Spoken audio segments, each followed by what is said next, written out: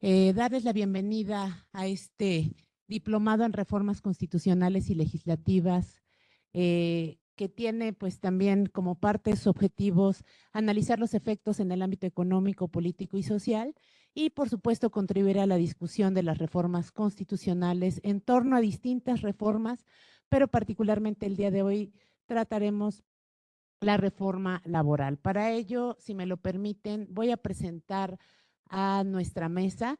Está con nosotros desde la Facultad de Derecho el doctor Samuel Gómez Leos. Él es licenciado de Derecho. Gracias, doctor. Tiene una trayectoria muy importante en torno al derecho laboral, es doctor en Derecho, pero con nosotros en la facultad vecina de esta Facultad de Economía, tiene más de 20 años impartiendo este tipo de materias. Entonces, dar la más cordial bienvenida, doctor. Gracias por compartir con nosotros. También en lo subsecuente, el doctor Adrián Jiménez Gómez, que ustedes deben de conocer también muy bien, es parte de nuestra facultad en economía. Él es doctor y maestro en economía por la Universidad de Warwick, es maestro, licenciado, licenciado en la Universidad de las Américas y candidato al Sistema Nacional de Investigadores desde el enero del 2022 hasta la fecha. Pertenece a nuestro cuerpo académico Análisis Económico, que está actualmente en nivel consolidado, es integrante del padrón de investigadores de la PIEP, es profesor PRODEP desde el 2019 y es profesor investigador de esta nuestra facultad. Tiene líneas específicas de investigación como es la macroeconomía y la estimación de la demanda por trabajo. También muchas gracias, doctor, por estar con nosotros. Y darle también la bienvenida al doctor Amado Torralba Flores. Él es licenciado en Economía por nuestra universidad, maestro en Administración también por esta Benemérita Universidad Autónoma de Puebla. Él tiene una especialidad en finanzas y una especialidad en comercio internacional y es doctor en Administración Pública por el Instituto de Administración Pública. Él es docente de la Facultad de Administración, imparte distintos cursos en licenciatura, maestría y doctorado, tiene un sinfín de direcciones de tesis y bueno, tiene un grupo de investigación en administración aplicada y sus líneas de investigación es gestión y desarrollo del emprendimiento para las pymes, con líneas específicas como innovación y competitividad para las mismas. Es una mesa muy diversa, agradecemos enormemente que estén con nosotros y si me permiten le voy a dar la palabra al doctor Samuel Gómez Leos para que pueda iniciar con esta discusión. Gracias. Hola, muy buenas tardes a todos. Primero, dar las gracias a la directiva de la Facultad de Economía por la oportunidad que me están dando para poder realmente dar esta plática de 20 minutos para ustedes en lo particular. Y el tema que vamos a disertar realmente sería sobre reformas significativas en materia laboral. Lo más significativo que ha tenido lugar en cuanto realmente a las reformas de la Constitución Política y el artículo 123, en este caso también de la Carta Magna, ¿no? Entonces, la idea es la siguiente: una diapositiva, una sola diapositiva para poder realmente llevar a cabo la plática. Y dice ahí reformas significativas, ¿no? Lo más importante, porque hay varias. Y tengan en cuenta lo siguiente, que actualmente en la ciudad de Puebla tenemos ya centros de conciliación laboral en materia local y en materia federal. La palabra conciliación significa lo siguiente: anteriormente, ¿sí?, ante las juntas federales de conciliación o bien ante las juntas especiales en materia local, primero era una demanda y posteriormente la conciliación. Y hoy en materia laboral, primero es acudir una persona que, por ejemplo, ha sufrido un despido injustificado, ¿verdad? O bien ha tenido un problema de acoso sexual, hostigamiento también en lo particular. Entonces, hay despidos que también las empresas o bien personas físicas, patrones, realizan en contra de un trabajador.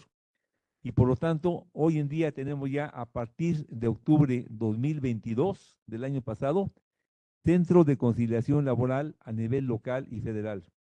Significa lo siguiente: que toda persona, todo trabajador que haya tenido un problema de un despido injustificado, cualquiera que sea la causa del artículo 47 de la Ley Federal del Trabajo, tenga la oportunidad de acudir a ese centro de conciliación de parte del gobierno, de parte del Poder Judicial, para que a través de un conciliador informe que fue despedido, qué día, a qué hora, cuál es el nombre del patrón persona física o persona moral, para que en este caso sea llamado, sea notificado o emplazado para que comparezca al centro de conciliación laboral de una forma realmente voluntaria, ¿verdad? Esa invitación tiene una duración de 45 días para este procedimiento. Puede ser que no acuda a la primera cita, a una segunda, a una tercera, pero hay un procedimiento laboral de 45 días. Una vez que llega, ¿sí? El patrón, persona física, y el trabajador, hombre o mujer, van a tener pláticas conciliatorias para tratar de llevar a cabo un arreglo amistoso. Es decir, ese arreglo se llama arreglo prejudicial, porque es antes de interponer una demanda laboral, ¿correcto?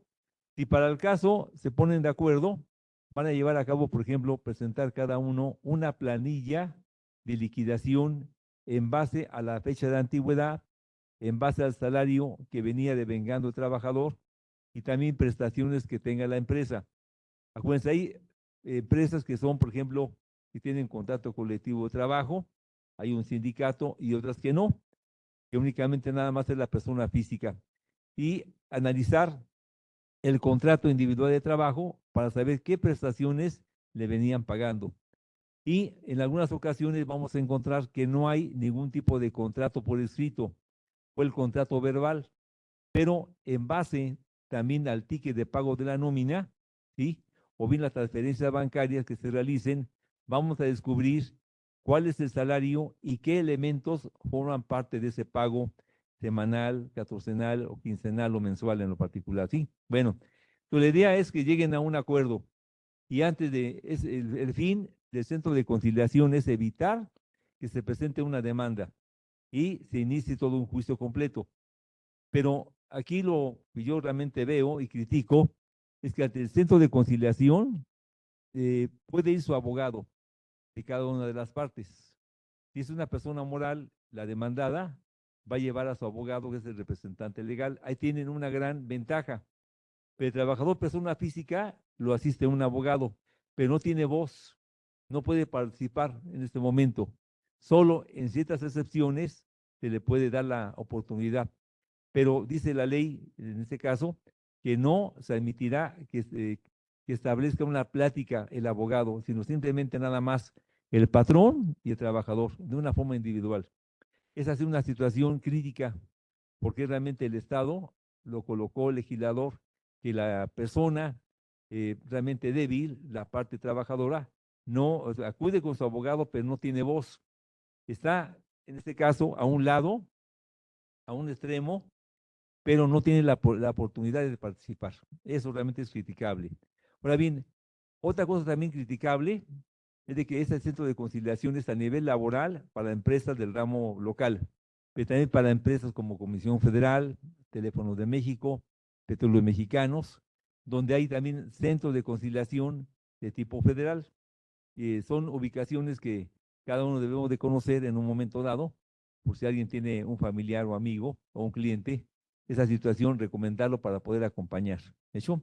Una vez que llega y hacen pláticas conciliatorias el patrón y el trabajador, se hace una sumatoria de 10 años de servicio, por decir, equivale a 100,000 pesos, con prestaciones de vacaciones pendientes, tal vez el aguinaldo proporcional de este año, pago de fondo de ahorro, renta de casa tal vez, y algunas prestaciones que son parte del contrato individual de trabajo.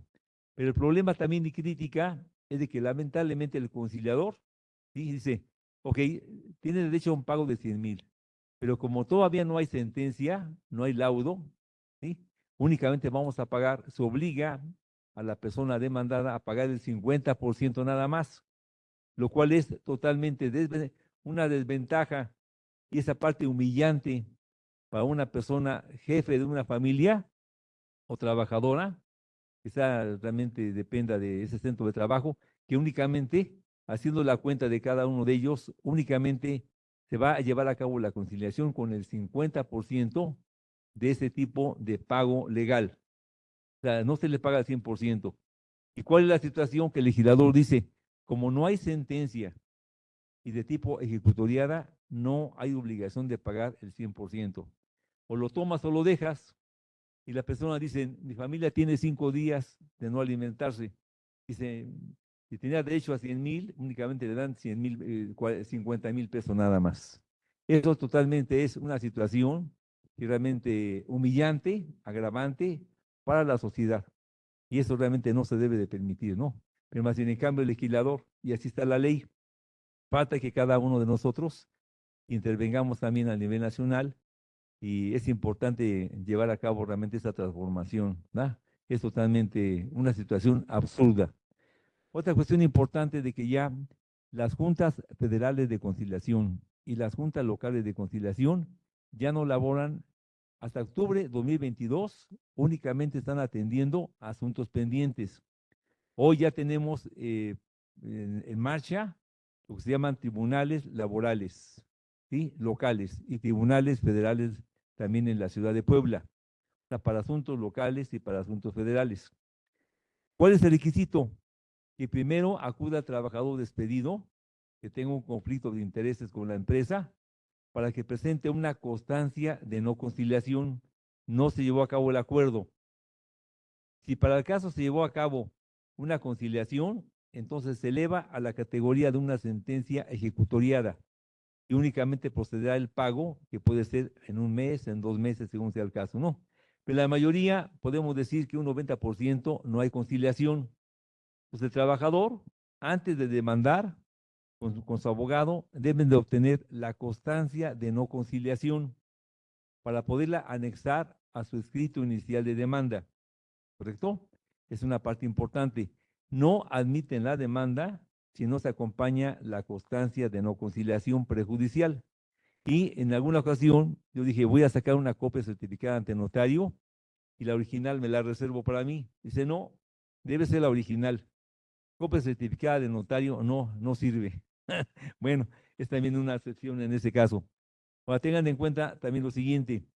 Lo que es la Junta Federal de Conciliación y la Junta Local de Conciliación, antes pertenecen a lo que es el Poder Ejecutivo y hoy realmente los tribunales laborales, federales y locales pertenecen al Poder Judicial.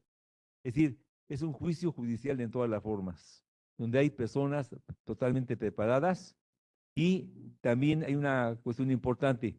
Ante centros de conciliación son 45 días. Luego tenemos más 60 días para presentar la demanda.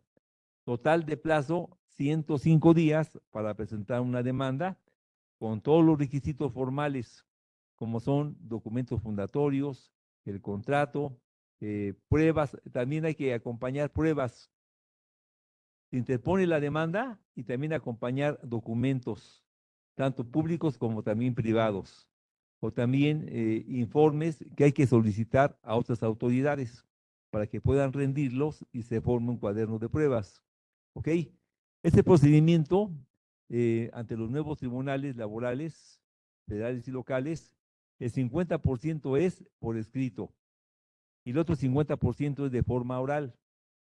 Entonces, obliga que en este caso dan la oportunidad de llevar a cabo la demanda por escrito, se emplaza o se notifica al demandado para que comparezca a juicio y va a tener la oportunidad de que en 15 días conteste la demanda y también ofrezca pruebas y también objete las pruebas del demandado. Y luego, posteriormente a esto, se lleva a cabo una segunda etapa, se llama audiencia preliminar, en la cual se van a depurar las pruebas. ¿Qué pruebas son importantes y qué pruebas no son importantes? Se hacen a un lado. Luego se señala fecha y día para desahogo de pruebas, que es la audiencia de juicio, donde todas las partes, el actor, el demandado o representante legal de persona moral, deben de comparecer juntamente con los testigos, con peritos y otras personas más que están citadas para desahogo de pruebas. Ahí no deben de faltar. y al día siguiente, dice la ley, que van a dictar la sentencia ya no llamada laudo. Antes era, en forma tradicional, laudo en verdad sabida o en conciencia, porque pertenece al Poder Ejecutivo. Y hoy se llama sentencia porque pertenece al Poder Judicial. Es una parte importantísima, jóvenes, ¿sí? ¿Tienen algo más? Sobre aquí no hay ninguna pregunta que tengan que hacer o dejamos las preguntas al último. ¿Sí, verdad? Mira, bueno, todavía si tengo tiempo todavía, 5 minutos más todavía. Bueno, también tenemos una parte también interesante, es realmente lo siguiente, que actualmente se lleva a cabo realmente lo que son, aunque ya tiene un poquito más de tiempo, sobre 5 años, todo tipo de demanda puede tardar, por ejemplo, 4, 5, 6 años, pero ya no hay condena en salarios caídos de muchos años. He tenido juicios hasta de 12 años, ¿sí? Había condena por 12 años de salarios caídos. Pero hoy, con las reformas en 2018 también, tenemos que únicamente nada más la condena en salarios caídos es hasta 12 meses nada más. Y si hay un laudo o condena o sentencia condenatoria, se pagan 12 meses de intereses moratorios al 2% mensual. Entonces hay una gran cantidad de cuestiones donde en lugar de venir beneficiando al trabajador, se le está perjudicando en todas las formas. La parte más débil siempre será el trabajador, porque no puede tener, en ese caso, en su beneficio, personas que sean doctas en la materia laboral. Contrata abogados que están en los estrados, o sea, abogados de oficio, que por la gran cantidad de juicios en materia laboral que llevan, realmente no hacen un buen trabajo en materia laboral. Y además son mal pagados, ¿no? Entonces, el patrón, ya ven que tiene la oportunidad de tener a su beneficio realmente maestros en derecho, doctores en derecho, un cuerpo consultivo de expertos en la materia a nivel internacional, y la parte débil es el trabajador, ¿sí? Donde si no acude a una audiencia o no acude al desarrollo de una prueba, lamentablemente no será beneficiado con una sentencia favorable en lo particular. ¿Dicho? Es una parte. Otra cosa más, que también tengan en cuenta que toda persona que labora para una empresa debe tener lo que se llama seguridad social.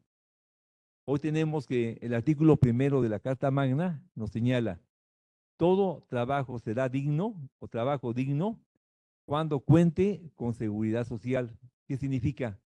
Que tenga acceso a la salud, que tenga un número de afiliación y también se incorpore su esposa para recibir el beneficio, sea beneficiaria de los servicios médicos, eh, servicio de medicamento, atención médica, hospitalaria, quirúrgica. Y cuando la familia tiene seguridad social, la esposa y los hijos, o viene una concubina, hablamos de un ambiente digno en el trabajo.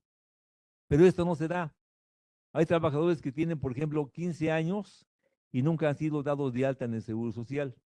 Pero cuando el patrón, por ejemplo, en un momento dado, un trabajador sufre un accidente de trabajo, ahí viene el problema. Se aplica el artículo 79 de la Ley del Seguro Social y dice, cuando un trabajador haya sufrido un riesgo de trabajo y el patrón no lo haya dado de alta o registrado ante el Seguro Social, pues viene lo que se llama un capital constitutivo, que se forma por lo que es realmente, ya sea que produzca incapacidad temporal, incapacidad permanente parcial, incapacidad total o la muerte. Si produce la muerte, son 5,000 días de pago de salario integrado. Si tiene incapacidad permanente parcial, hay algunos que conforme al dictamen órgano funcional, son menos del 50%, da lugar al pago de una pensión de 5 años nada más. Si la incapacidad órgano funcional es de más del 51%, da derecho a un pago de una pensión vitalicia mientras viva y con aumentos cada día 1 de febrero, no de enero, cada día 1 de febrero en particular. ¿Sale? Entonces, lo más difícil para un trabajador y su familia es que labore para una empresa en un régimen obligatorio y no tenga el acceso a la seguridad social. Y esto es totalmente un problema grave. Realmente, imagínense la falta de un padre de familia que ya no sea la fuente de trabajo, hace que los hijos de trabajadores, ¿va? Algunos, el mayor dice, yo dejo de estudiar, voy a laborar para beneficio de mis hermanos, porque el proyecto de vida se acabó el proyecto de vida y ¿qué van a hacer? Que la familia tiene que agruparse para poder trabajar y para poder producir. Pues una cuestión muy difícil es realmente no tener acceso a la salud. Hoy, como nunca, todos necesitamos tener un número de afiliación. Ustedes, como alumnos, tienen lo que se llama el seguro facultativo o seguro de salud para la familia, que es un tipo de atención médica en especie. Cuando están enfermos, reciben atención médica en todos los sentidos. No tienen semanas cotizadas, únicamente reciben un seguro en especie, nada más en lo particular. ¿Ah? ¿Hay todavía más tiempo o ya? Sí, sí, bueno, todavía. Bueno, entonces, ok, bueno, entonces tengan en cuenta que seguridad social y derecho laboral van de la mano en lo particular. Y este artículo 79 es importante que lo sepan también, por ejemplo, realmente la clase patronal, porque si están utilizando trabajadores a su servicio, dice la ley, dice, en ningún caso libera al patrón si primero se accidenta. Pero dicen, como ya se accidentó, ahora sí vamos a darlo de alta. Pero el Seguro Social ya captó la hora. Dice, esto fue 5 horas antes, primero se accidentó, luego pretenden darlo de alta, no te libera en ninguna forma de capital constitutivo. Toda la atención médica, hospitalaria, quirúrgica, y si para el caso es necesario darle una pensión por incapacidad permanente, parcial o total, entonces el capital constitutivo sube una cantidad considerable, tal vez de 1 millón de pesos. El seguro social, para el caso de una persona que sufre un accidente de trabajo, le va a llevar a cabo lo que se llama un pago de una pensión. Hay pensión, por ejemplo, de invalidez, pero con motivo de un accidente que no sea de empresa, o bien el pago de una pensión de incapacidad permanente parcial, que es de empresa. ¿Hecho? Ya sea menor del 50% de incapacidad órgano funcional o mayor del 51% de forma vitalicia es el pago. Pero cuando es muerte de un trabajador y no ha sido dado de alta, lo más grave son 5,000 días de salario integrado. La empresa no va a alcanzar su capital social para poder, en este caso, sobresalir o permanecer en lo particular, ¿no? Entonces, hoy es importante que toda persona que labora en una empresa tenga en cuenta lo siguiente: si observa padre de familia que no lo dan de alta, se puede acudir a San José en el departamento de afiliación y vigencia para hacer una queja de tipo verbal. Decir, oiga, quiero hablar con un supervisor. Ese supervisor le indica, laboro para tal empresa ubicada en tal lugar. Pido que visiten a la empresa para que observen realmente que yo no tengo seguridad social. Le indican, yo voy a acudir para el día viernes, pero a ti no te conozco para que no tengas problemas con el patrón. Y llega el inspector de seguridad social del IMSS y se observa, por ejemplo, que hay 10 trabajadores, 5 están dados de alta y 5 están laborando, da de alta de oficio a los 5 trabajadores adicionales, para que los obliguen de oficio a darlo de alta.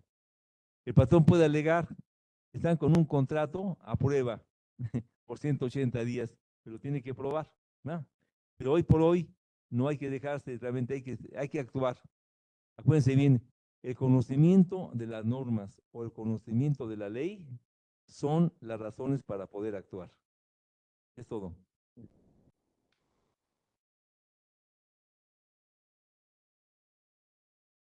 Muchas gracias, doctor. Efectivamente, las preguntas las hacemos al concluir a cada uno de nuestros ponentes para que tengan una visión mucho más integral sobre esta reforma. Entonces, ahora, si me permiten darle, por favor, la palabra al doctor Adrián Jiménez. Muchas gracias, doctor Samuel.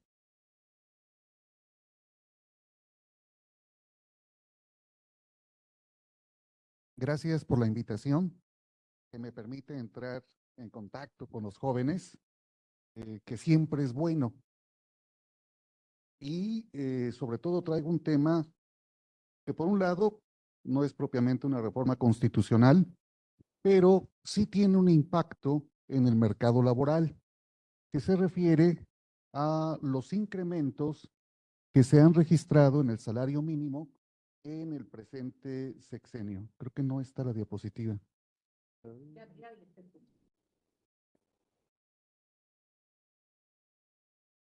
Esa es, ¿sí? Entonces, lo que vamos a evaluar son los incrementos al salario mínimo que se han registrado en el periodo 2018-2024. Y vamos a hablar sobre las consecuencias buenas, malas y sobre todo los riesgos. ¿Sí? Primero vamos a analizar algunos antecedentes. ¿Cómo ha evolucionado el salario mínimo en términos nominales y reales? Aquí debo señalar que la fuente para calcular la evolución de los salarios es la Encuesta Nacional de Ocupación y Empleo, que empezó a levantarse en el año 2005. Entonces, para que los datos sean consistentes, el análisis es a partir del 2005 porque nos basamos en una sola fuente. Entonces, eso nos permite evaluar dos sexenios completos, que es el del 2006 al 2012, donde el salario mínimo registró un crecimiento anual promedio del 4%, que es un porcentaje similar al que crecieron los precios, lo cual tuvo como consecuencia que el salario mínimo en términos reales no creciera, se mantuviera en 0%. El siguiente sexenio, del 2012 al 2018, el salario mínimo creció a una tasa anual promedio del 6%, la inflación creció al 4%, lo cual nos dio un crecimiento en el salario mínimo en términos reales del 2%. Y en el último periodo, que va del 2018 al 2019, el salario mínimo ha crecido a una tasa anual promedio del 19% y la tasa de inflación se estima registre a finales del 2023 una tasa que no, un nivel que nos dé una tasa de crecimiento anual promedio del 5%, lo cual implica que en estos últimos 5 años el salario mínimo en términos reales habrá crecido a una tasa anual promedio del 13%, que es una tasa muy, muy superior al crecimiento de la productividad laboral. La siguiente, por favor. Ok. Si nosotros pasamos la información a un índice donde el año 2005 sea igual a 100, pues vemos claramente que la línea azul, que es el salario mínimo, la línea verde, que es el nivel, el índice de precios, pues se han movido prácticamente de la mano entre el 2005 y el 2016, por lo cual el salario real en ese periodo no ha registrado ningún cambio importante. Sin embargo, a partir del año 2017, el salario mínimo se empieza a despegar del índice de precios y empieza a repuntar el salario real. ¿Cómo ha impactado este aumento en el salario mínimo en una estimación del salario real de la economía? ¿Qué es lo que se hizo aquí? Se tomaron los datos de la ENOE, que le pregunta a los trabajadores, ¿en qué rango de ingreso te ubicas? Hasta un salario mínimo, entre 1 y 2, entre 2 y 3, 3 y 5 y arriba de 5. ¿Sí?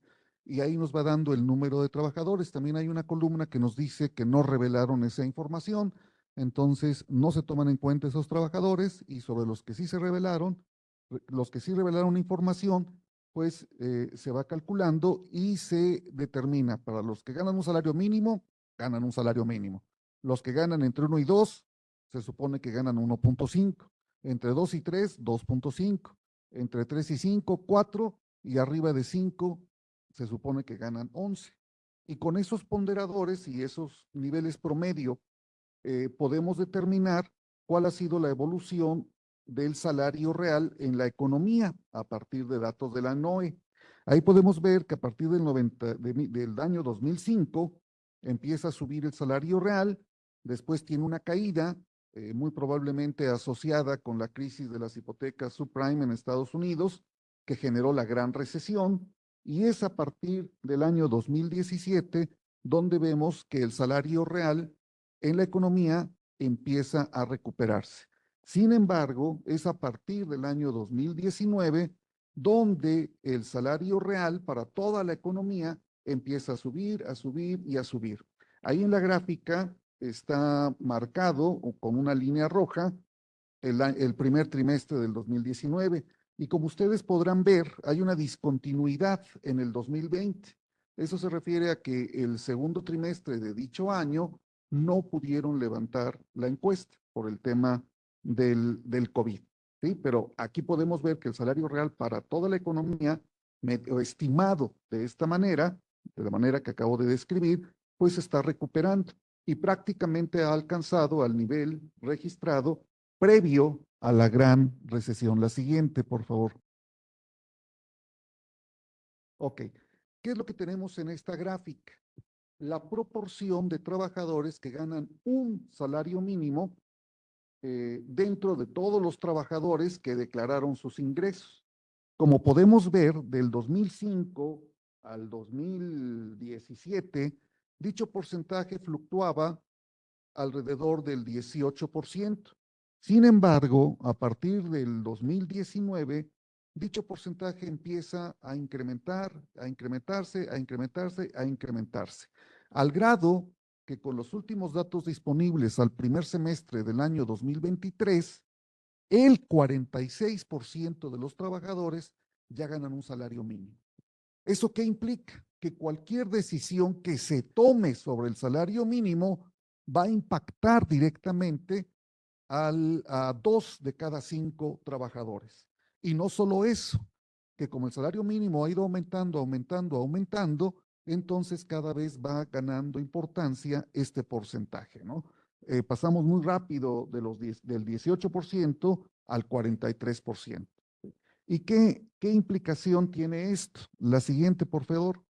Bueno, que con esta política de incrementos muy fuertes en el salario mínimo a partir del 2019, pues tenemos ganadores y perdedores.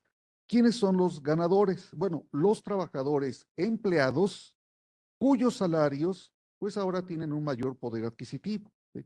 También el crecimiento económico que está registrando México, que se estima sea de alrededor 3.5% para este año, ha sido impulsado indudablemente por el dinamismo de la masa salarial, entre otros factores. Y ese dinamismo de la masa salarial no ha sido tanto por el empleo, sino por el incremento en el salario real. ¿Quiénes son los perdedores con estas decisiones? Básicamente los patrones que están enfrentando a un aumento en sus costos de producción, tanto porque tienen que pagar mayores salarios como por el aumento en el precio de los insumos en el contexto inflacionario que están viviendo, ¿sí?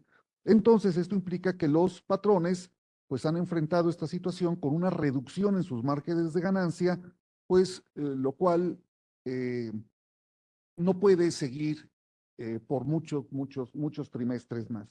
La siguiente, por favor. ¿Cuáles son los riesgos? Bueno, en unos meses, prácticamente en diciembre, estamos a menos de 2 meses, la Comisión Nacional de Salarios Mínimos comunique cuál va a ser el aumento del salario para el año 2024. ¿Sí? Y puede ser una buena, pero también una mala noticia. ¿Por qué? Bueno, porque en un estudio previo que se hizo sobre la estimación de la demanda de trabajo en México, utilizando los mismos datos de la ENOE, se obtuvieron elasticidades del empleo con respecto al nivel de producción y con respecto a una estimación del salario real. Y esas estimaciones revelan que por cada punto porcentual que crece el PIB, el empleo crece 0.54%. Y por cada punto porcentual que aumenta el salario real, el empleo disminuye 0.48%. Entonces, si hay un nuevo aumento fuerte al salario real, bueno, pues esto va a tener como consecuencia la desaceleración en la creación de fuentes de trabajo. ¿Sí? y en un contexto macroeconómico adverso, incluso esto puede llegar pues a reducir el nivel de empleo y va a generar una división. Los trabajadores que están empleados van a ganar muy bien. Sin embargo, va a aumentar la probabilidad de ser un trabajador no empleado. También un nuevo incremento, vamos a suponer, un nuevo incremento en el salario mínimo puede constituir un obstáculo para bajar la inflación. Aquí lo que tenemos es cómo ha evolucionado la inflación de septiembre del 2022 a septiembre de 2023. El dato de la inflación general es de 4.45, pero si lo desagregamos en la inflación subyacente y no subyacente, vemos que esa disminución en la inflación se debe principalmente a que la inflación subyacente es del 0.6%. ¿Por qué es tan baja? Bueno, porque primero los precios de los energéticos subieron muchísimo y ahora, como lo podemos ver en el último renglón, están registrando una deflación, es decir, están bajando. ¿Sí? Es decir, el dato que vemos de la inflación general es por el lado de los energéticos. Nos están ayudando a bajar la inflación. Sin embargo, cuando nosotros vemos la inflación subyacente es del 5.76 y eso a su vez se puede desagregar en la inflación de mercancías y de servicios. Las mercancías traen una inflación anual del 6.22 y del 5.23. Es decir, no quiero ser pesimista, pero si se complicara el escenario en el Medio Oriente y se expandiera a otros actores, entonces inmediatamente los precios de los energéticos volverían a subir. Y si vuelven a subir, volvería a aumentar la inflación. Y si aumenta la inflación, ya sabemos cuál va a ser la reacción del Banco Central. Un aumento en las tasas de interés. Y si hay un aumento en las tasas de interés, pues esto va a tender a deprimir la demanda agregada porque las empresas van a invertir menos. Sin embargo, por otro lado, vamos a seguir manteniendo el dinamismo de la masa salarial y va a haber una recomposición de la demanda agregada. Va a haber un mayor consumo y una menor inversión. ¿Cuál es el problema? Bueno, creo que nadie se puede oponer a que nosotros, como agentes económicos, consumamos más. El problema es que al deprimirse la inversión, al bajar la inversión, pues lo que estamos es comprometiendo la capacidad de crecimiento futuro de la economía. ¿Sí? Eso es un problema. La siguiente, por favor. Y vámonos a un ejemplo. Vamos a suponer, esto es un supuesto, es un escenario, que el próximo año el salario mínimo vuelve a aumentar un 20% en términos nominales. Eso implicaría que llegaría a 248 pesos con 93 centavos. ¿Sí? Esto obviamente va a provocar que un porcentaje todavía mayor al 43% ganen un salario mínimo. ¿Sí? Y el hecho de que el aumento al salario mínimo sea muy superior a la estimación de la inflación para el cierre del año, pues va a generar un aumento muy fuerte en el salario real para toda la economía. ¿Sí? Y dado que el 43% de los trabajadores ya ganan un salario mínimo, un incremento del 20% elevaría sus percepciones reales en más del 14%, ¿sí? Con una inflación estimada del 5%. Claro, esta inflación se mide con el índice promedio del nivel de precios de 2022 y 2023 y 2024. ¿Sí? Y esto le pondría un piso de al menos un incremento al 6% del salario real para toda la economía. ¿Sí? O sea, todos, bueno, en promedio van a ganar 6% más en términos reales. ¿Sí? Si sube el salario real en 6%, por la estimación de la demanda de trabajo, estaríamos previendo que eso generara una fuerza negativa para reducir el empleo en aproximadamente 3%. Entonces me van a decir, bueno, no hay problema, la economía está creciendo al 3%. 3 por la elasticidad, pues va a estar generando 1.5 de crecimiento. Entonces eso amortigua la caída de empleos. Bueno, el 3.5% es crecimiento del 2023. ¿Y qué pasa si la economía se desacelera para el año 2024 y 2025? Podemos enfrentar una situación donde los salarios reales sean muy altos y el nivel de empleo, bueno, y no se tenga la gran oportunidad de generar empleos nuevos, más bien se reduzcan los empleos. ¿Por qué? Por lo caro que podría resultarle a algunos patrones después de todo un sexenio de incrementos al salario, podría reducirse el nivel de empleo, o al menos un obstáculo para crear nuevos empleos. Es cierto que existía un gran margen para que se recuperara el salario mínimo en términos reales y el salario real de toda la economía. Existía un gran margen, nadie lo discute. Sin embargo, creo que ya se está llegando al límite e incrementos al salario mínimo que sean 3 o 3.5 veces el incremento en el nivel de precios, pues sí puede generar un problema en el mercado laboral.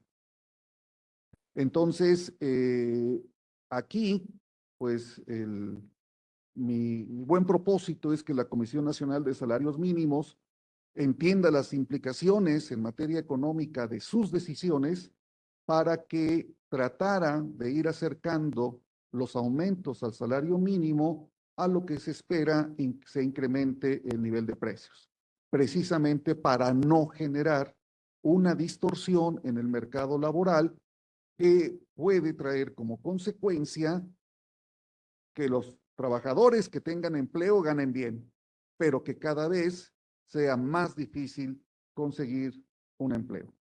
Muchas gracias. Muchas gracias, doctor Adrián. ¿Me permiten? Le voy a dar la palabra al doctor Amado. Muchísimas gracias. Buenas tardes, muchachos. Agradezco la invitación por parte de la doctora Ada Cabrera García, de la doctora Verónica Yance, del doctor Adrián y de la doctora Beatriz para participar en esta actividad que me parece muy interesante. Yo comento, cuando me invitaron, hablar sobre la reforma laboral, pero debido a las características que yo manejo, hablo sobre todo del trabajo informal. Bueno, hablar de las relaciones laborales en nuestro país es muy interesante y hay que revisar más o menos cómo se fueron dando estas, cómo se da su evolución. Ya en 1916, Venustiano Carranza ya lo había planteado en cómo debería de modificarse ver la parte de la materia laboral, ¿sí? La libertad del trabajo, como consecuencia de lo que estaba pasando en nuestro país. Y eso se retoma en el 17, en el Congreso Constituyente, y ya se plantea el derecho a la huelga y a la organización. Y esto se va a retomar en el artículo 123 constitucional de 1917. Bueno, pero no es en ese momento, sino posteriormente, hasta en 1927, cuando por un decreto presidencial se va a plantear la creación de la Ley Federal del Trabajo, que se va a hacer hasta 1931, y es ahí donde se empieza a regular las características laborales, el derecho laboral, y cómo debería de plantearse. Es fundamental entender dos conceptos, desde mi punto de vista. El concepto de trabajador, ¿no? Que es la persona física que presta sus servicios a una persona física, es decir, a una empresa, en función de su trabajo, pero subordinado. Ese es uno. Y dos, en la Ley Federal del Trabajo, en el artículo 58, se plantea que la jornada laboral es el tiempo durante el cual el trabajador está a disposición del patrón para prestar su trabajo. Son dos conceptos fundamentales para poder ver. Ahora, la formación, la creación y el planteamiento de la ley plantea sobre todo, y aquí está un abogado, ¿sí? Tres derechos fundamentales, ¿sí? El equilibrio que se debía de dar entre los factores de la producción, es decir, el capital y el trabajador. Dos, la protección del trabajador a su salud, es decir, en qué condiciones iba a estar laborando, ¿okay? En qué condiciones iba a trabajar. Y tres, algo importantísimo que lo acaba de decir el abogado, es la protección a la familia del trabajador. Entonces, esto está inmerso en los planteamientos.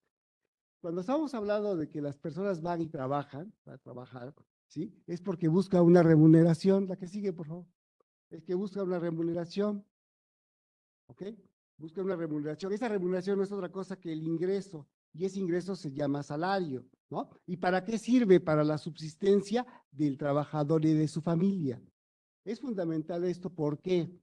Porque si vemos y revisamos en la historia, para 1977, el salario mínimo en nuestro país alcanzaba para el sustento del trabajador y de su familia. Pero ¿qué sucede posteriormente? Se da una caída al salario por la contención de los salarios que se da en nuestro país. Y actualmente vemos que un salario mínimo no alcanza ni para sostener a una persona por las características que se va teniendo. Si lo revisáramos con datos, vemos que para 1977, ¿sí?, el salario era de más o menos 133 pesos de los viejos pesos y que actualmente debería ser más o menos unos 450 pesos. ¿Sí? Eso equivaldría a los 13,500 pesos y no a los 6,200 pesos que se tienen actualmente a partir del último incremento salarial de los 200 pesos. Es decir, ¿qué sucedió en estos años? Se da una fuerte contención del salario a partir de que de una política de lograr que México sea un país competitivo, pero un competitivo a partir de una contención salarial. ¿Para qué? Para enfrentar las condiciones que se estaban en los países emergentes y sobre todo la competencia con China para estar de esta manera. Entonces, durante más de 40 años se da una contención laboral, salarial para lograr esta competitividad. ¿Pero qué sucedió? En la clase trabajadora, vemos acá, hay una baja productividad y falta de capacitación que se fue dando poco a poco. Un pequeño ejemplo, la que sigue, por favor. Un pequeño ejemplo para poder entender esto. Si yo veo en los salarios de 1970, que era de 32 pesos, y 5 pesos era el 15,6%, ¿sí? Al 2023, que son 207 pesos, 15% es el 32%. Y vemos aquí en la primera parte, en la amarilla, cuál era el poder adquisitivo del salario en ese momento. ¿Okay? En leche, azúcar, frijol, transporte, gas, etcétera. Y vemos en el punto de 2023, ¿sí? Ahí cuál es la capacidad de compra del salario. Es decir, se demuestra una caída muy drástica de la capacidad de adquisición del salario. Pero no nada más es ahí, sino a nivel internacional observamos acá que si como eres un país y como estábamos ya con el Tratado de Libre Comercio, entonces tenemos que revisar nada más qué salarios hay en Japón, qué salarios hay en Canadá, en Estados Unidos, en Francia, y no nada más con ellos, sino también con Chile, ¿no? Y también el de México. Y vemos acá que el salario traducido a dólares es muy bajo. Pero esto da como consecuencia que cuando se plantea en 2016, ¿sí? Y Estados Unidos plantea que debería darse una revisión debido a que México comete una competencia desleal para la atracción de inversión extranjera. Ya en México, desde 2012, Enrique Peña Nieto ya planteó algunas reformas de la flexibilización del trabajador y de las actividades que tenía que hacer. Pero bueno, las presiones son muy fuertes, sobre todo las presiones internacionales. Y eso es lo más interesante, ¿no?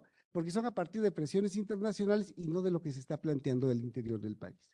Entonces, donde se plantea hacer algunos cambios. Y el 1 de mayo del 2019 ya se plantean algunos cambios, algunas modificaciones, pero sobre todo que van a iniciar en 2020 y tendrían que concluir en 2023. ¿Qué año estamos? En 2023. Por eso está ahorita en boga esta parte y es tan importante que ustedes lo conozcan, lo sepan y asuman una actitud en función de lo que ustedes consideren. Las reformas que se están planteando, ¿sí? Y las reformas laborales deberían de tomar en cuenta 3 derechos fundamentales, como bien ya lo comentaron mis anteriores compañeros: el derecho a la sindicalización, el derecho a la negociación colectiva y el derecho a la huelga.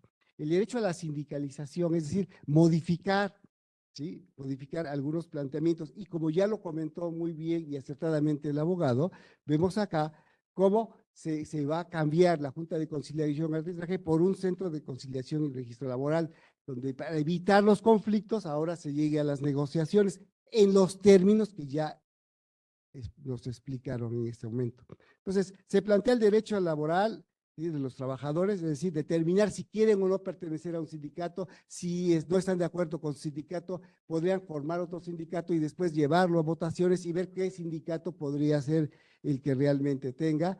En la negociación, es decir, no nada más es ya se llevó a cabo la negociación y nos dieron X que incremento salarial, sino que ahora tienen que llevarlo a los trabajadores y estos van a votar. Y para que lo podamos observar, esto es muy sencillo. Nosotros como universidad, nuestro sindicato negoció y luego llevaron a la votación para que si estábamos o no de acuerdo. Y es lo mismo que pasó en la Volkswagen, ¿okay? Y también que en algunos meses anteriores. Y por eso se habla ahí de una democracia sindical. También se habla del derecho a la negociación colectiva, es decir, tú como trabajador tienes derechos individuales y derechos colectivos. ¿Quieres o no estar en un sindicato, pertenecer y qué características? Pero sobre todo, algo importantísimo, tener un contrato de trabajo, un contrato colectivo de trabajo que esté bajo las normas de las nuevas disposiciones. Y por último, tenemos ahí que se retoma y se deja el derecho a la huelga. Ese es el último de los recursos de las condiciones laborales, donde pueden los trabajadores suspender las actividades para lograr algunos objetivos que se habían planteado, ¿no? La solución de las demandas, lograr la firma del contrato colectivo de trabajo, o bien los cumplimientos de sus demandas. Y se viene el proceso, como bien ya nos comentaron, de las negociaciones. Bueno, todo esto que se está planteando en las reformas, ¿sí? Para lograr estas reformas se plantean 5 procesos democráticos. ¿Cuáles son estos procesos democráticos? La elección de los directivos sindicales, la constancia de representación, ¿sí? Representatividad, la legitimación de contratos colectivos, etcétera. Entonces, la revisión de estos contratos. Acuérdense que se da la revisión salarial cada año y la de contractual cada 2 años, pero que tendrían que participar los miembros de los sindicatos para votar. Y a mí me parece interesante que esto se llevara a cabo, pero lo más fundamental es que todo esto debería de llevarse a esas reformas al aparato o al sector productivo, que a final de cuentas que es donde están los empleos, como bien lo comenta el doctor, ¿sí? Los empleos, y a partir de ello vas a obtener un ingreso. Pero ¿qué sucede acá? Vemos entonces, ¿sí? Que las empresas, y estamos hablando del sector productivo, la que sigue, por favor. Tenemos acá que las empresas, observamos en esta parte. Esas son las empresas en México y esas son las empresas en el estado de Puebla. ¿Qué características tienen? Solamente aportamos el 6% del total de todas las empresas en el país. Pero es importante, ¿por qué? Porque este sector productivo es el que va a contratar al personal y además es el que va a generar los empleos. Pero vemos acá que en el sector productivo hay discrepancias. ¿Cuáles son estas discrepancias? Vemos que hay empresas formales y empresas informales. ¿Ok? Y de las empresas informales, incluso de las formales, tenemos que tienen contratados trabajadores, como ya lo comentaron, tanto formales como informales. Los formales son aquellos que van a percibir esas prestaciones que son tan importantes, como los comentó ya el abogado, el doctor. Y eso da como consecuencia que puedan tener seguridad social, Infonavit, aplicación, etcétera. Pero hay una parte importante de trabajadores de empresas que son informales, ¿sí? Que tienen trabajadores informales y que no poseen o no van a tener prestaciones, la que sigue. Y eso da como consecuencia, entonces, ¿sí? Que veamos lo que pasa acá. En el mercado laboral de nuestro país tenemos estas, en la primera gráfica están millones de personas, ¿ok? Es millones. ¿Y cuáles son? Parte del mercado laboral, pero es de manera informal y de manera formal. En la segunda gráfica es en porcentajes y observamos entonces que los trabajadores, más del 55% son trabajadores que se encuentran en el mercado informal de trabajo. La que sigue, por favor. ¿Cómo lo podemos observar? De una gráfica. ¿Okay? Si bien es cierto que se ve una tendencia, es una tendencia muy leve a una disminución de la informalidad, pero observamos la cantidad del porcentaje que es muy alto. La que sigue, por favor. ¿Okay? Y entonces, ¿qué observamos aquí? Observamos lo siguiente. Si se dan cuenta, ¿sí? En la primera parte, vemos acá, ¿sí? ¿Cuáles son? Es por grupos de edad. Por grupos de edad. ¿Qué significa esto? Miren, por grupos de edad tenemos que la informalidad se encuentra en esta parte. ¿no? De los 25 a los 64 años de edad es donde están, sobre todo los trabajadores informales. Y algo importante, fundamental, estos son el top 10 de los estados más informales que tienen trabajadores más informales. ¿Y dónde estamos? Pues resulta que Puebla es el sexto lugar donde se van a otorgar trabajos, pero informales. La que sigue, por favor. La que sigue, por favor. Y entonces vemos acá lo que estaba comentando el doctor Adrián. No tanto, la anterior. Ok. ¿Qué está pasando en esto? Observamos acá que sí se da una alta concentración, pero de bajos ingresos de población, ¿ok? Donde de 1 a 2 y de 3 a 5 salarios mínimos es la parte más importante. Es decir, si observáramos en términos reales, vemos acá que tenemos en promedio, más o menos para el 2023 en el segundo trimestre, en promedio más o menos con un salario de 207 pesos, en promedio tenemos ingresos de 1.2 salarios mínimos. ¿Qué sigue, por favor? Y por último, puedo comentarles que, como ya lo comentaba el doctor Adrián, pues hay una correlación, ¿no? Aquí se ve la de 2008, la inflación, y aquí se nota claramente el incremento de los salarios con respecto a la inflación. Por mi parte, ha sido todo. Muchas gracias, muchachos. No, ya me acordé de algo. La que sigue. Y por último, yo les hago una reflexión, les pido una reflexión a ustedes. Piénsenlo. No es una cuestión de que aquí lo voy a solucionar ni lo vamos a solucionar, sino que hay un planteamiento acá. ¿Qué debemos hacer? ¿Qué se debería de plantear ante la creación y las reformas laborales que se están planteando? Es importantísimo la supervisión de la aplicación y lo dispuesto en la Ley Federal del Trabajo. Es fundamental. ¿Por qué? Por lo que estamos viendo del trabajo informal. 2, una política de estímulos fiscales, ¿sí? que estimule la inversión. Yo sé que decirlo es muy sencillo, hacerlo es lo más complicado. ¿Qué hacer para lograr esta parte? 3, una disminución de la evasión fiscal. Si uno revisa la bibliografía, somos uno de los países que menos paga y que más evade en el mundo. Y sobre todo para los trabajadores, ¿sí? La importancia de contar con seguridad social, con todo lo que esto implica, ¿sí? Cuando en su trabajo. Y con ello podríamos hablar de disminuir las asimetrías sociales, ¿sí? Disminuir el trabajo informal con respecto al trabajo formal, pero sobre todo, algo importantísimo, una mejor redistribución del ingreso. Y si eso se da, podríamos tener una mejor calidad de vida e incluso se plantea que esto evitaría tantos problemas sociales, ¿ok? Porque la gente que necesita comer, y cuando la gente necesita comer, hace muchas cosas, ¿ok? Bueno, ahora sí, disculpen, ¿eh? La que sigue. Gracias.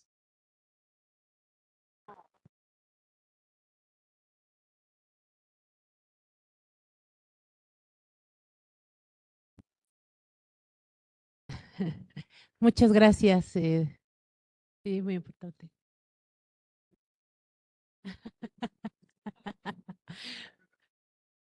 Bueno, muchas gracias, doctores.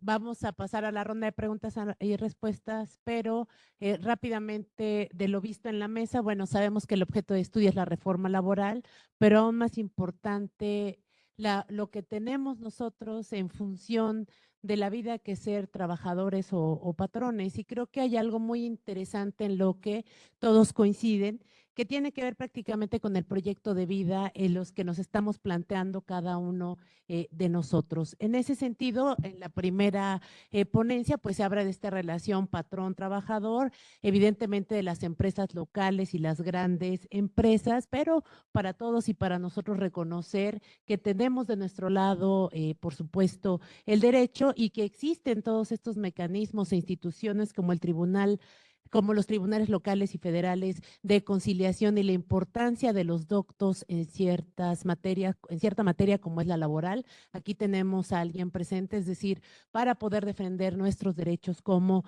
trabajadores, y uno de los datos más importantes que se han dicho es que el 90% de estos conflictos pues prácticamente no tienen ninguna conciliación en términos, y se va al tema de las sentencias. Y siempre la parte más vulnerable desde el ámbito que ahora plantean en el derecho, pues evidentemente son los trabajadores. Y por supuesto, cuando hablamos, o el maestro Adrián toma la palabra, habla de las empresas, y las empresas también están en una cuestión vulnerable, dados pues las condiciones de las políticas y decisiones que se están tomando a nivel nacional, y que impacta por supuesto a nivel local, y por supuesto los ganadores y los perdedores en esta economía tan compleja y esta realidad también que existe. Y por supuesto esta presentación en términos de los escenarios que se pueden presentar dadas las condiciones globales y lo que se está viviendo cotidianamente. Agradecer, por supuesto, la parte complementaria y de reconocimiento en términos del trabajo informal y de estas relaciones laborales. Y, por supuesto, se trastoca, como bien lo dijo doctor, estas cuestiones normativas con los derechos fundamentales, y volvemos a lo mismo. Si bien es la protección a la familia, es este proyecto de vida que tenemos como trabajadores, como padres de familia, como seres humanos, y los derechos, reconocer nuestros derechos colectivos e individuales.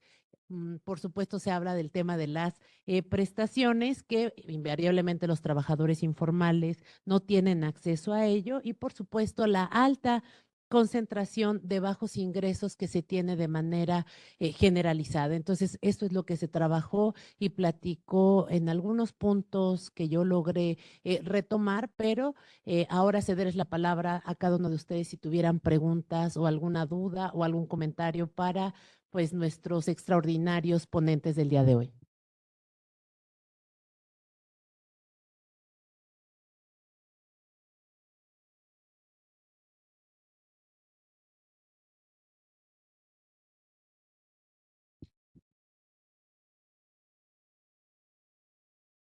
Bueno, primero que nada, buenas. Ah, hemos visto, ya he visto todo el sistema que es lo que estamos viendo, toda esta teoría macroeconómica que dice que en aumento con los salarios podría crear una inflación y solo crea más demanda agregada. Este, un punto que siento que faltó un poquito más tocar es más que nada lo que son los impuestos. Lo que más que nada le encanta a los gobiernos subir no son los no, bueno, no son más que nada los impuestos al valor agregado. Bueno. Este, lo que son los impuestos hacia los oligopolios o empresas multinacionales casi no se ven reflejadas. Entonces, ¿qué es lo que pasa? Siento que una de las causas más que nada de que haya tantos trabajadores informales es la desaparición de los sindicatos. Lo que más le encanta también a las empresas, aparte de que no les cobren impuestos, es poder tener trabajadores y pagarles lo que ellos quieran y que no haya nadie para defenderlos. Entonces, más que nada, la posición del Estado, bueno, antes de tomar eso, me gustaría también replantear que la productividad, a comparación de cómo ha pasado en total, más que nada, no solo en México, sino mundial, ha aumentado siempre. Siempre ha aumentado la productividad mundialmente, siempre, más que nada, en este año hemos sido mucho más productivos que en cualquier otro año en el tiempo pasado, más que nada por los avances tecnológicos. Entonces, tanto la productividad ha aumentado como los precios han aumentado debido a los impuestos y debido a, ¿cómo se dice?, a lo que suben las empresas sus precios.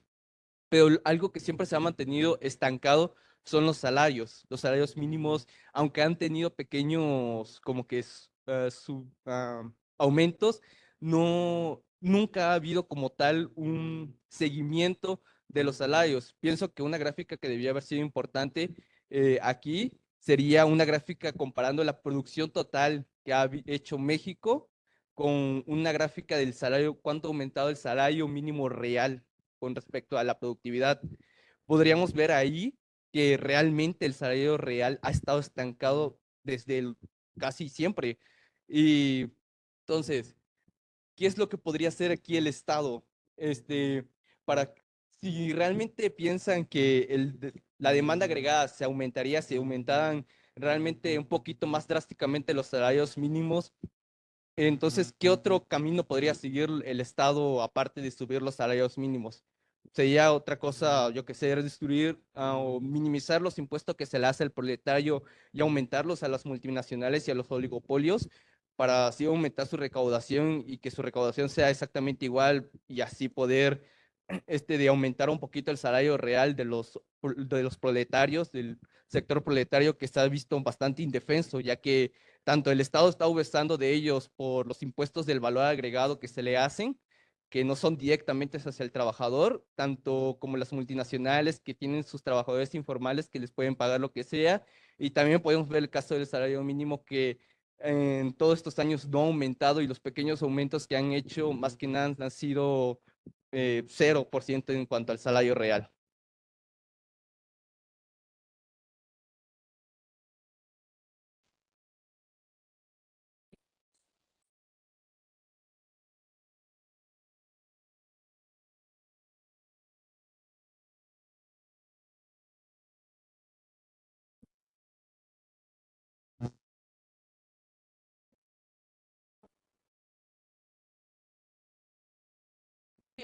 General a partir de la pregunta que bien comentaste. Muchísimas gracias.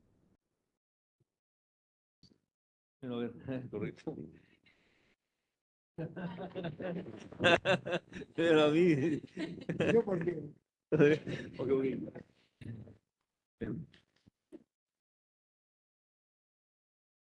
Bueno, el compañero realmente hizo una pregunta muy interesante, que realmente para mí es una de economía 100%, ¿no? En lo particular. Pero trataré realmente, desde el punto de vista del derecho, dar una respuesta en lo particular. De antemano, fíjense que hay una cuestión también donde las empresas, en un momento dado, para cuestiones de seguridad social, un empleado puede ganar, por ejemplo, un salario base de cotización de 1,000 pesos, o sea, con prestación, salario tabulado más aparte prestaciones, 1,000 pesos. Pero lamentablemente en el realismo jurídico lo dan de alta con 300 pesos para pagar menos cuotas obrero patronales. O sea, ahí hay una cuestión donde se compara con realismo jurídico, es de que sí, en algunas empresas vamos a tener lo siguiente, lo que se llama contrato colectivo de trabajo, que realmente es un privilegio para empresas como son Comisión Federal de Electricidad, Teléfonos de México, Petróleos Mexicanos y otras empresas más.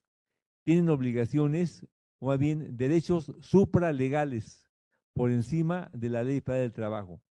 Y todavía tenemos realmente las empresas que trabajan, por ejemplo, en el Tex-Mex, en lo particular, ahí realmente reciben por hora salarios realmente de $150 más o menos por hora, ¿no? O algo así parecido. Entonces tenemos realmente quien tiene contrato colectivo de trabajo y trabajan conforme al Tex-Mex, en lo particular, en empresas de armadura de vehículos, tienen salarios en dólares por hora. Realmente hablamos de privilegios y no es para todos. Entonces, ahí haciendo comparaciones, realmente también el empresario también tiene que ver varias cuestiones importantes, donde teniendo capacidad económica, da de alta trabajador y cuando viene un problema de incapacidad permanente, de invalidez, de accidente de trabajo, van a recuperar el pago de una cuota de pensión por viudez o orfandad al pago real que se está haciendo en el Seguro Social. O sea, también se maneja una cuestión importante en ese sentido, ¿no? Ahora bien, también las empresas también tienen dos tipos de contabilidad, una contabilidad real y una contabilidad maquillada. O sea, lo que vamos a dar a conocer al fisco es menor para no pagar impuestos en lo particular. Obviamente en nuestro México se pinta de muchos colores en el sentido de que hay también varios tipos de cuestiones llamadas mañas, ¿no? Que de antemano, una vez que se conocen y se aplican, realmente marchan de una forma u otra totalmente ilegal, ¿sí? Entonces, ahí lo que realmente tenemos que hacer es, en un momento dado, ante la falta de pagos formales, es realmente tener la oportunidad de una mayor preparación. El estudio, ¿sí? Nos da la oportunidad para tener mejores accesos a tener un buen trabajo en lo particular. ¿Hecho? Y también realmente que también el que se levanta temprano, ¿va? El que madruga, Dios le ayuda en lo particular, ¿no? Ahora bien, pero también tenemos ahí algo importante que dijo también el doctor realmente. Lo que pasa también en el Medio Oriente ahorita es una cuestión también problemática, porque realmente estamos ante si la guerra de Israel con Palestina todavía dilata mucho más tiempo, vamos a tener un problema de incremento en los intereses moratorios para el que compre un vehículo o una casa de interés social.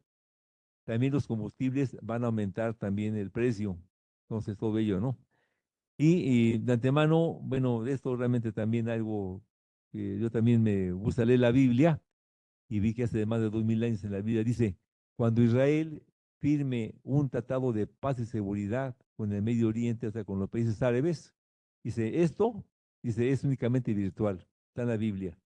Dice, porque vendrá una gran tribulación, 7 años de tribulación, 3 años y medio de tribulación y 3 años y medio de gran tribulación.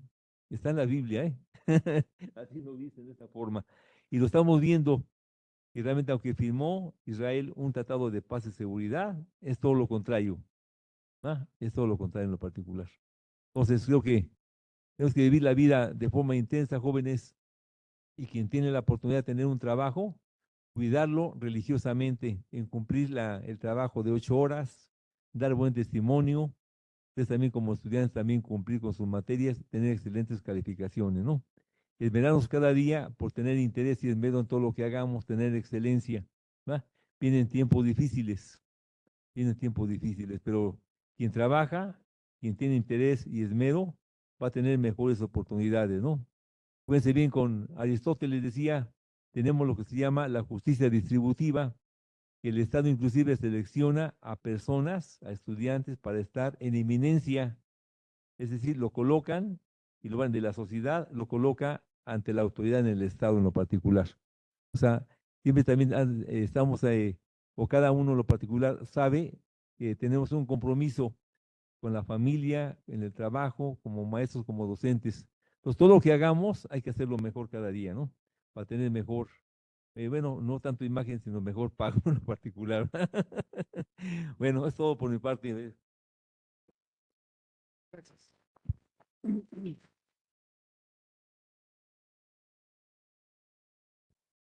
Eh, Les voy a compartir algunas experiencias del proceso que uno lleva en la investigación.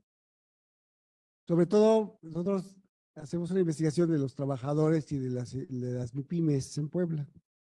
De estos, en un artículo, encontramos que más del 45% de las empresas no están dadas de alta, trabajan de manera informal. Claro, nuestra muestra es más pequeña, la muestra acá es la nacional y eso da como consecuencia esta parte. Pero la tendencia es muy parecida. Y preguntando a las empresas, preguntando a los trabajadores en las causas o el por qué no poder esta parte. Y entonces algunos comentan, bueno, es de que si yo me doy de alta tengo que pagar impuestos y tengo que pagar el contador. Y ya le preguntas al contador y dice, pues yo quiero un buen contador. ¿Cuál es el mejor contador? Y por eso es cultural. Un buen contador va a ser aquel que no me haga pagar impuestos, o sea, que salga cero. Okay. Ah, sí, pero sí voy a requerir que me den los beneficios de los diferentes programas. ¿De dónde va a salir el dinero? Eso es uno. Dos, platicando con los trabajadores, comentan, ¿no? Pues a mí no me conviene en algunos casos, no estoy hablando generalidades. Bueno, es de que a mí lo que me interesa mucho es ganar a destajo porque yo me esfuerzo, trabajo, pero además, si yo estoy en esta maquiladora, por ejemplo, los de Chosla, y el de enfrente, cuando se viene la temporada, me ofrece un poco más, pues dejo el de acá y me voy con él, porque no tengo firmado ningún contrato. Entonces, ¿qué está pasando? Que las mismas maquiladoras se están moviendo y se están robando los mejores, bueno, se piratean a los mejores trabajadores. Y eso da como consecuencia el incremento en la producción de algunos y la disminución en otros. Si nos damos cuenta, en ocasiones observas que las prendas están mejor cosidas en unas y en otras no tanto. ¿Por qué? Por la falta de capacitación que van teniendo. Entonces, es muy complejo esta parte. Es muy complejo, es muy fácil decir inmediatamente que todos se den de alta, que todos paguen impuestos, que los trabajadores tengan todo. En función también somos seres humanos Y como seres humanos, algunos no estarían, no quieren esa parte, sino están ganando mejores ingresos de esta manera. O bien, por ejemplo, en este corredor entre Xostla y Tlaxcala, esta parte donde hay varias maquiladoras, pues resulta que unos se trasladan, trabajan en Puebla unos días y te trasladan enfrente de otro poblado de Tlaxcala y en los días libres pues están en la parcela. Entonces, va a depender de las características de que se esté planteando cómo se va dando este proceso de producción. Ese es por un lado. Y luego, por otro lado, tenemos acá que, si bien es cierto que el incremento en la captación de recursos podría tener mejores condiciones para poder apoyar más programas sociales, pues resulta que tenemos un problema. Un problema es también la captación. Lo comento porque pues, cuando tú dices pagar impuestos, como que no te gusta, pero algún día yo sé que ustedes van a salir, van a ir a otros lados y van a observar que en otros países todo el mundo paga impuestos. Los taxistas pagan impuestos. Si tú tienes una casa y la estás rentando, tienes que pagarlos. La gran diferencia, ¿cuál es? La diferencia es que pues vas a pagarlos, pero sabes que vas a mandar a tu hijo a una escuela pública donde lo van a ver, le van a dar de comer, va a hacer ejercicio, ¿sí? Lo van a cuidar, va a tener lugares para recrearse y ya nada más voy a llegar para dar. En cambio acá, si no pagamos impuestos y los problemas que se están teniendo, ¿qué sucede? Yo salgo de mi casa y para salir de mi casa, ¿qué hago? Pues le pongo 20 candados, le electrifico para que no vayan a entrar, ¿ok? Ya llegué aquí, pero resulta que si yo quiero aprender fútbol, pues hay que pagar, y si necesito ir a aprender a natación, ¿qué tengo que hacer? Pagar. Es decir, ¿cuál es la diferencia en esa parte? Por eso lo estaba yo comentando, es una reflexión con respecto a qué nos toca hacer con respecto a esta parte. No hay fórmulas mágicas. ¿Yo con qué voy a contribuir a esto? ¿Ok? Bueno, ese nada más era un comentario. Muchas gracias, muchachos.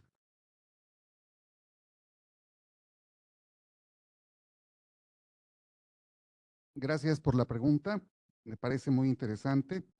En los años 60, según mi clase de historia de México, historia económica de México, este país, todavía me acuerdo, se vivió lo que se conoce como el desarrollo estabilizador, donde había elevadas tasas de inversión pública y privada que generaron una tasa de crecimiento económico de alrededor del 6%, lo cual generó un aumento sostenido en el empleo, en la productividad y en los salarios reales. ¿Sí? Entonces, creo que esa experiencia que ya vivió este país, pues nos dice que si nosotros queremos incrementar de manera simultánea empleo y salarios reales, no hay otro camino más que fomentar el crecimiento económico, porque de esa manera sí podemos obtener más empleo, mejor pagado y de una manera que se pueda sostener en el tiempo. Tenemos esa receta. Ahora, respecto a los oligopolios que viven en México, los oligopolios que existen en México y que de alguna manera, pues eso los lleva a obtener ganancias supernormales, ¿no? Es decir, más allá de lo que serían las utilidades de una empresa que estuviera en competencia perfecta o en competencia monopolística en un escenario de largo plazo. Sí, cuando México era una economía cerrada, hasta el final del sexenio de López Portillo, sí existían grandes monopolios y sí las empresas cobraban elevados precios respecto a los salarios que pagaban. Sin embargo, esto disminuyó significativamente con una economía abierta. ¿Por qué? Porque si te sale muy caro el producto que te produce, que el producto que se elabora en México, pues simplemente te vas por una importación. Es más, si en este momento revisáramos las prendas de vestir de todos y cada uno de nosotros, yo les apuesto que al menos 3 son importadas. ¿Sí? Entonces eso resta la posibilidad de que haya oligopolios. Y también se creó la Comisión Federal de Competencia, que precisamente cuando alguna empresa incurre en prácticas monopólicas, las sancionan y son bastante fuertes las multas. Creo que los principales oligopolios que quedan son en el sector energía del sector público, ¿no? CFE y Pemex, ¿no? Bueno, pero ahí ni nos metemos. Respecto a los impuestos, en un país que es relativamente abundante en trabajo como lo es México, creo que la política impositiva debiera de estar encaminada a generar empleos. Sin embargo, aquí en Puebla, un impuesto estatal que se llama el impuesto sobre erogaciones por remuneraciones al trabajo personal. Es decir, 3% de la nómina se le tiene que enterar al gobierno del estado. Es decir, además del 34% que representa darlo de alta en el Seguro Social, que tenga su Afore, que tenga sus contribuciones al Infonavit, hay que echarle otro 3% para el impuesto sobre erogaciones por remuneraciones al trabajo. En ese sentido, pues yo creo que la política impositiva debería estar orientada a fomentar la inversión, el crecimiento económico y el empleo, más que gravar directamente el número de trabajadores que tiene una empresa. Ahora, yo no estoy en contra de aumentar el salario real, para nada, ¿no?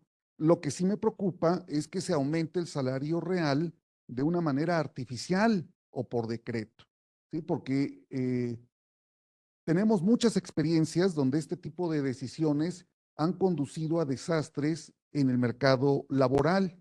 Y un caso específico muy concreto es lo que le pasó a España después de que estalló la gran recesión.